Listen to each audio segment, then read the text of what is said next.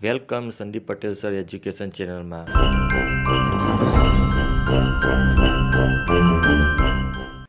તો બાળકો, સીઈટી પરીક્ષા 2025ની અંદર જે શિષ્યવૃત્તિની પરીક્ષાનું માળખું અહીંયા આપેલું છે, જે 120 માર્ક્સનું પૂછાય છે, કે જેની અંદર આપણે ગણિત સજ્જતાના 25 દાખલાની સંપૂર્ણ સમજ આપણે ભાગ 5ની અંદર મેળવીશું. નમસ્કાર બાળકો, આપણે સીઈટી ગણિત સજ્જતાની અંદર આજે દિવસ 5ની અંદર આપણે પ્રશ્ન નંબર 103માં અહીંયા જોઈએ તો 50 રૂપિયાની 3 નોટ, 20 રૂપિયાની 1 નોટ અને 10 રૂપિયાની 5 નોટ અને 5 રૂપિયાના 2 સિક્કા અને 1 રૂપિયાના 7 સિક્કા.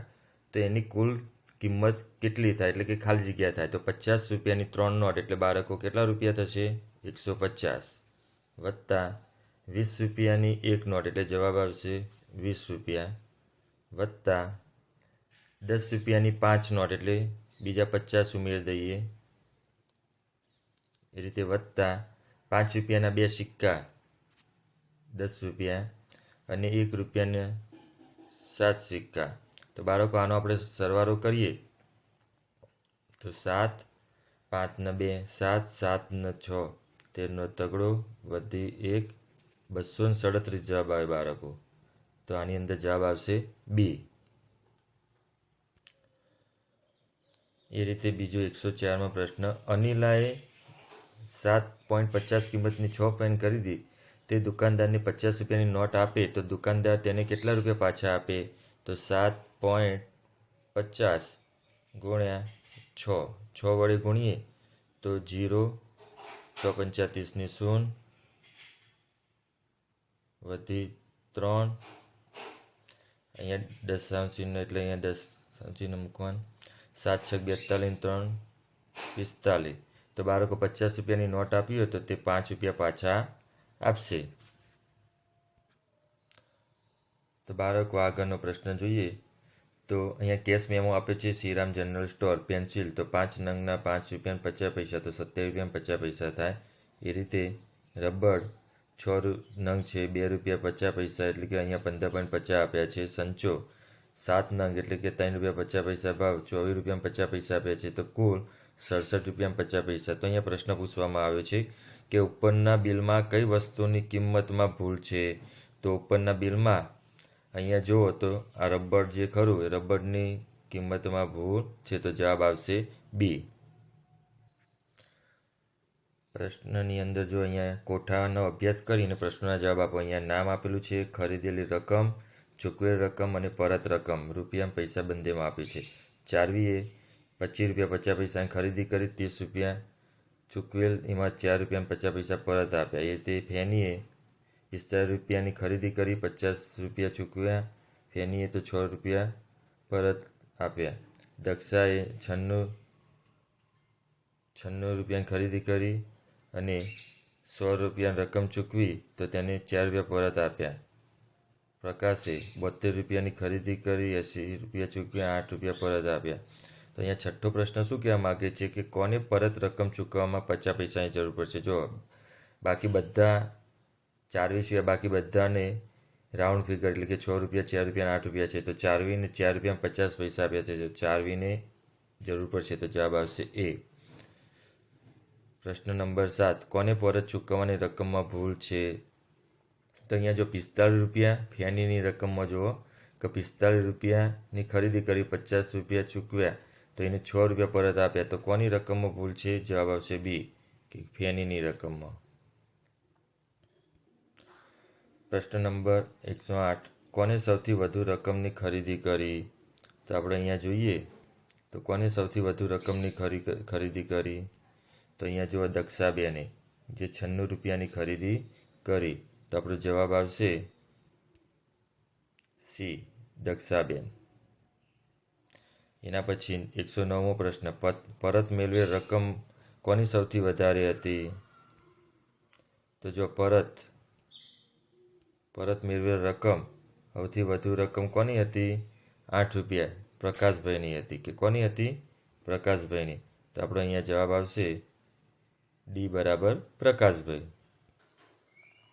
110મો પ્રશ્ન, વિસનગરથી સુરત રેલ ભાડું રૂપિયા છે. કેટલું છે બાળકો? 104 રૂપિયા. તરલ ટિકિટ ખરીદવા જાય છે તો 100 રૂપિયાની એક નોટ અને 50 રૂપિયાની એક નોટ આપે છે તો તેને ખાલી ગયા રૂપિયા પરત મળશે. તો બાળકો 100 રૂપિયા અને 50 રૂપિયા આપે છે તો આ બેનો સરવાળો કરીએ તો 0, 5, 150 રૂપિયા આપે છે. એનું ભાડું થાય છે 140 રૂપિયા. તો તેને કેટલા રૂપિયા પરત મળશે? તો જવાબ આવશે 10. એ જવાબ આવશે. એ રીતે 11મો પ્રશ્ન. અહીંયા 9 ટપકા આપ્યા છે તો બાજુના ટપકાને જોડી વધુમાં વધુ કેટલા ચોરસ બનાવી શકાય? તો સૌપ્રથમ પહેલો આ ચોરસ બનશે, પછી 3 લીટા કરી અને વચ્ચે લીટા પાડી દઈએ. 1, 2, 3, 4 તો કુલ 5 ચોરસ બનશે. 112મો પ્રશ્ન. અહીંયા જો 6 ટપકા આપ્યા છે, બાજુના ટપકાની જોડી વધુમાં વધુ કેટલા ત્રિકોણ બનાવી શકાય? તો બાળકો આમાં કુલ 14 ત્રિકોણ બનાવી શકાય. આ દાખલા પૂછાતા હોય છે. 13મો પ્રશ્ન. અહીંયા 9 ટપકા આપેલા છે તો બાજુના ટપકાની જોડી વધુમાં વધુ કેટલા લંબચોરસ બનાવી શકાય? તો જવાબ આવશે સી. વધુમાં વધુ 4 લંબચોરસ બનાવી શકાય. 114મો પ્રશ્ન.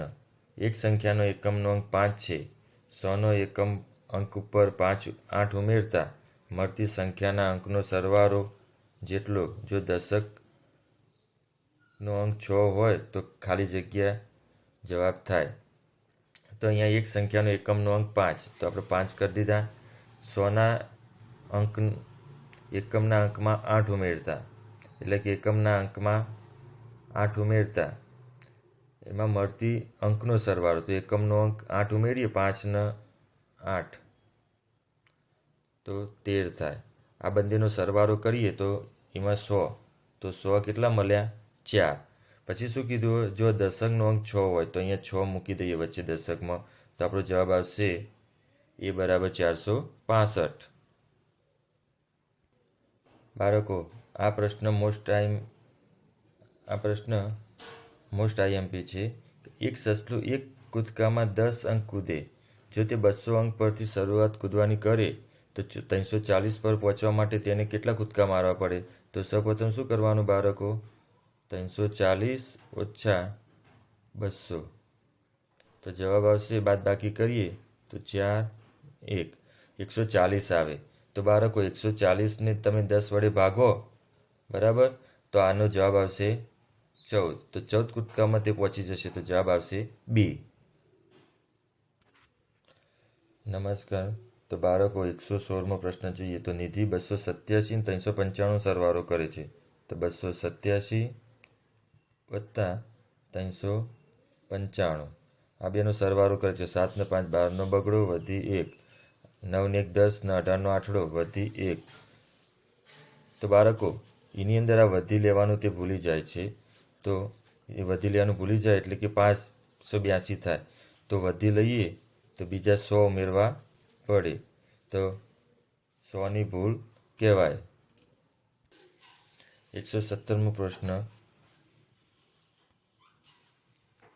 કે પૂજા 82માંથી 56 બાદ કરતા. તો 82માંથી 56 બાદ કરતા દશકના સ્થાનમાં 1 ઓછો કરવાનું ભૂલી જાય છે. તો તેને મેળવેલા સાચા જવાબ કરતાં કેટલા વધારે મળ્યા છે? તો અહીંયા જો દસકો લઈએ તો અહીંયા 7 આવે અને આમ 12 આવે. 12માંથી 6 જાય તો 6, 7માંથી 5 જાય તો 2, બરાબર. પણ આ દસકો લેવાનું ભૂલી જાય છે એટલે કે 10 વધારે જવાબ મળે એટલે કે 36 જવાબ આવે. કેટલો આવે? 36. તો બાળકો એને દસકો લેવાનું ભૂલી જાય તો આપણો કેટલો જવાબ વધારે આવે? તો 10 જવાબ વધારે આવે. બાળકો આ ઇન્ટરેસ્ટિંગ પ્રશ્ન પૂછ્યો છે કે અહીંયા એક ખુરશી જેવું ચિત્ર આપ્યું છે કે આ બાજુનું ચિત્ર ખુરશી છે, તેમાં કેટલી ધાર જોઈ શકાતી નથી. તો બાળકો આગળની ધાર જોઈ શકાય છે પરંતુ આના પાછળની ધાર 1, 2 અને 3, તો આ 3 ધાર તે જોઈ શકતા નથી. તો જવાબ આવશે સી. અહીંયા જો એ રીતે 119મો પ્રશ્ન કે બાજુની આકૃતિમાં કેટલા ખૂણા જોઈ શકતા નથી. તો જો અહીંયા જેટલા ખૂણા હોય એટલા આપણે સામે પાછળ જોઈ શકતા નથી. તો અહીંયા જો 1 2 3 4 5 6 7 8 9 10 11 12, તો ટોટલ 12 ખૂણા આપણે જોઈ શકતા નથી. 120મો પ્રશ્ન, ભૂમિને બ્રશ કરવા 15 જેટલો સમય થાય છે. 15 જેટલો સમય એટલે કે સેકન્ડ, કલાક, દિવસ અને મિનિટ. જો સેકન્ડમાં તો બ્રશ થઈ શકે નહીં, કલાક જેટલો સમય તો લાગે નહીં, અને દિવસો તો પણ દિવસ જેટલો સમય ના લાગે. તો જવાબ આવશે સી, મિનિટ જેટલો 15 મિનિટ જેટલો સમય લાગે. બહુ ઇન્ટરેસ્ટિંગ પ્રશ્ન પૂછ્યો છે બાળકો કે 2018ના વર્ષમાં ફેબ્રુઆરી માસમાં ખાલી કે અઠવાડિયા હોય છે. તો ફેબ્રુઆરીના દિવસો બાળકો કેટલા? 28. આના આપણે 7 વડે ભાગવાના. કેટલા વડે ભાગવાના? 7 વડે. તો 7 વડે ભાગીએ તો આપણો જવાબ આવશે 4 અઠવાડિયા. તો જવાબ આવશે બી. 122મો પ્રશ્ન, 2018ના વર્ષમાં ફેબ્રુઆરી 26 ઓગસ્ટ, દિવાળી 7 નવેમ્બર, પોંગલ 14 જાન્યુઆરી અને ગુરુ નાનક જયંતિ 23 નવેમ્બર. આ તહેવારોના ક્રમ મુજબ નીચે પૈકી કયો વિકલ્પ સાચો છે? તો પહેલાં જાન્યુઆરી મહિનો આવે એટલે પોંગલ આવશે, પછી બીજો મહિનો ઓગસ્ટ આવશે એટલે કે રક્ષાબંધન.